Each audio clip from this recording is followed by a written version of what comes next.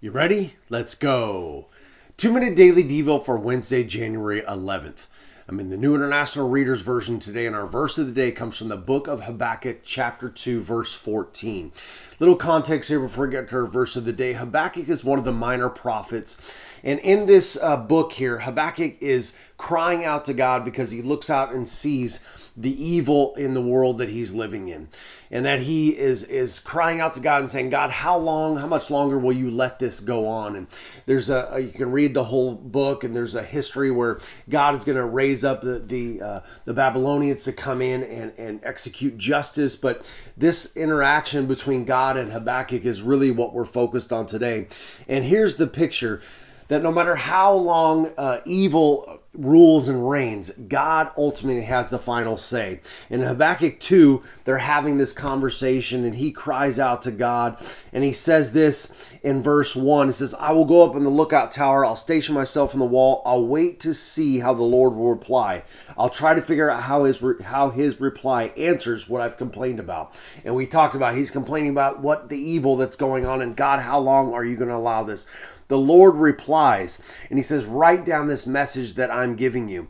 He says that the time is going to happen. The Babylonians are proud, and what they want is not good, but the person who is godly will live by his faithfulness. So really, this answer that God gives is a comparison between those that don't serve God and those that do, and the differences and how each of those live.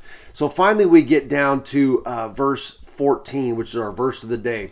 And it says this: the oceans are full of water, in the same way the earth will be filled with the knowledge of my glory.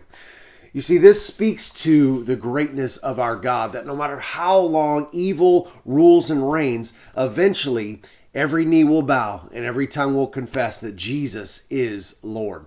This just points to the future of what we're dealing with. It gives us confidence in our God to let us know that even though we look around and the world seems to be in chaos, it seems to be like evil is ruling and reigning and Satan is having his way, ultimately we win. If you go to the end of the story in the book of Revelation, we win.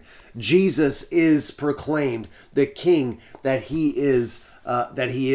And so this is comforting for us as followers of Jesus Christ. The problem is that we're dealing with the here and now.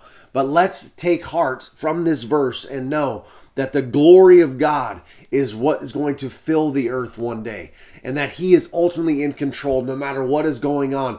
Everything is in his palm, and God is ultimately in control. All right, that's it, guys. I'll talk to you tomorrow.